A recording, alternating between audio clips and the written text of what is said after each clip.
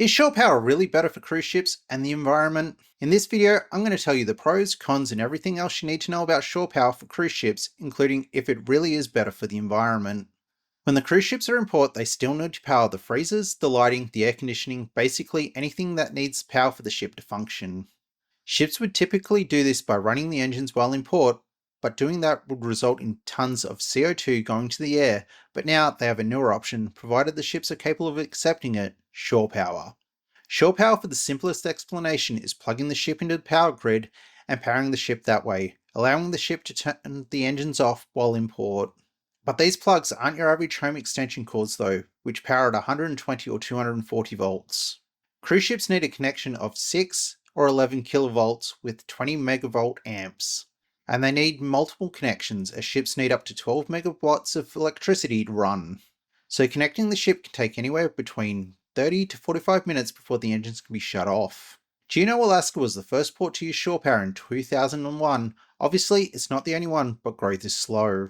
According to Clear, there is less than 20 ports worldwide currently having the ability for shore power, but that is increasing with. Over the next 5 years, about 7% of berths will be equipped with shore power facilities globally.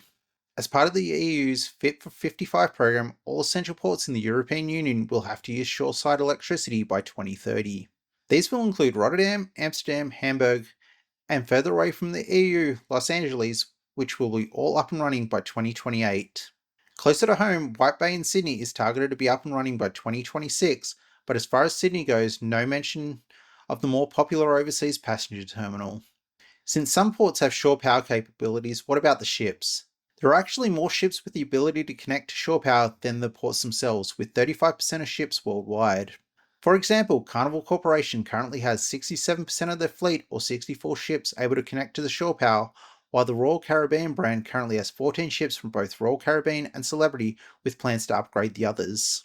Since it's obvious that this is not only an industry but government trend to convert ports to use shore power, what are the advantages? There are probably more, but here are the three biggest. A cost saving to the ship, since it doesn't have to run its engines all day. And without the engines running, the noise pollution in port is reduced by 10 decibels. And the ship uses between 10 to 6% less CO2. And for the White Bay terminal, will be estimated to be 4,000 less tons of CO2 into the air, or the equivalent of taking 1,100 cars off the road or planting 20,000 trees. But even if the ship has that much of a reduction of CO2, is it really better for the environment? That all depends on the power grid that it's connecting to. Since the ship will be using power from the grid and the grid is going to have to work harder, if the power source that the port is connected to expels more carbon in the air, such as coal, then CO2 reduction from the ships will most likely be moved somewhere else, resulting in little or no improvement for the environment. But if the ship is connected to a power grid that uses something that expels less CO2, such as solar, then the improvements will be on the right step. Talking about ports, Sydney is at capacity and needs a third terminal. But where should it be? Have a look at this video to see what the surprising answer might be.